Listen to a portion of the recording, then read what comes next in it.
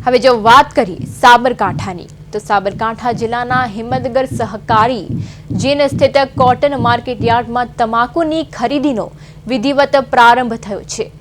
2 એપ્રિલથી શરૂ થયેલી આ ખરીદીમાં શરૂઆતના 3 દિવસમાં જ અંદાજે 8,000 બોરી તમાકુની મકબલ આવક નોંધાઈ છે।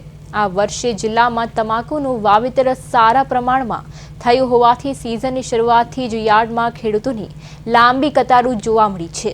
પ્રાથમિક દિવસે તમાકુના ભાવ 1300 થી 1,850 રૂપિયા સુધી રહ્યા હતા, જે બીજા દિવસે વધીને 2100 રૂપિયા સુધી પહોંચ્યા હતા। સારા ભાવ મળતા ખેડૂતો ઉત્સાહભેર પોતાનો માલ વેચવા આવી રહ્યા છે। માર્કેટયાર્ડના સત્તાધીશો દ્વારા ખેડૂતોને કોઈ હાલાકી ન પડે તે માટે ખાસ વ્યવસ્થા કરવામાં આવી છે। હાલ જે રીતે આવક વધી રહી છે તે જોતા આગામી દિવસોમાં હિંમતનગર યાર્ડમાં તમાકુની આવક નવા રેકોર્ડ સર્જે તેવી શક્યતા છે।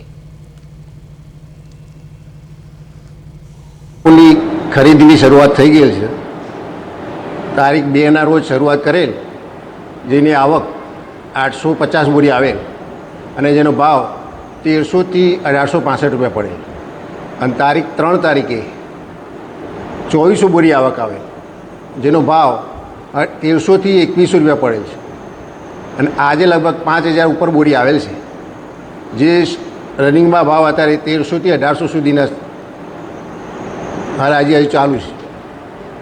અને